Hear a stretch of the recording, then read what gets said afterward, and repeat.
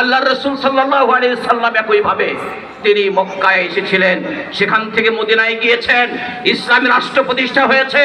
আমরা দেখেছি রাসূলের দাওয়াতে ওই সমাজের অবহেলিত, নিগৃহীত, নিপীড়িত, শোষিত, বঞ্চিত, নিপীড়িত সর্বহারা শ্রেণীর মানুষরা তার চতুর্দিকে ভিড় করেছে।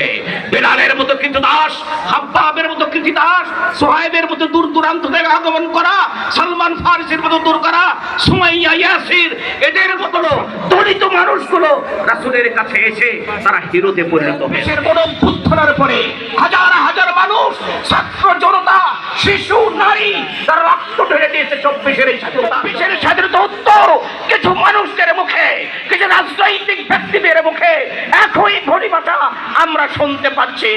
মনে রাখতে হবে, স্মরণ করিয়ে দিয়েছি আল্লাহর কথা।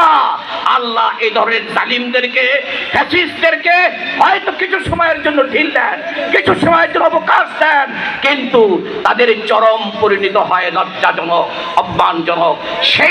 এই নিকট অতীতের এই শিক্ষা গ্রহণ করার জন্য আপনাদেরকে বিনীতভাবে অনুরোধ করতে আসুন। এই সব কিছুর মোকাবেলা হবে আপনারা আমরা তাওহীদের জন্য যদি বাংলাদেশ জামাত ইসলামী তারা যেই সৎ নেতৃত্ব প্রতিষ্ঠা করেছে এই সমাজে, তারা যখন আপনাদের আমাদের আমরা শুধু এক হাত নয়, দুই হাত নয়, আমাদের জীবন, আমাদের সম্পদ সব কিছু দিয়ে তাদের হাতকে আমরা শক্তিশালী করব। এই প্রিয় এই জন্মভূমি দেশে আর কোনো ফ্যাসিবাদীদের উপস্থিতি আমরা দেখতে চাই না, আর কোনো বৈষম্য আমরা স্বীকার করি না, আর কোনো অন্যায়, নিপীড়ন, নির্যাতন এগুলোকে আমরা বরদাস্ত করব না। সেই ভাষায় যারা কথা বলেন তাদেরকে দেশের তাওহীদি জনতা প্রতিহত করবে ইনশাআল্লাহ। ওই যে আমাদের জাহিদ ভাই বলে গেলেন যে এটা ওটা দেখা শেষ, আগামী বাংলাদেশ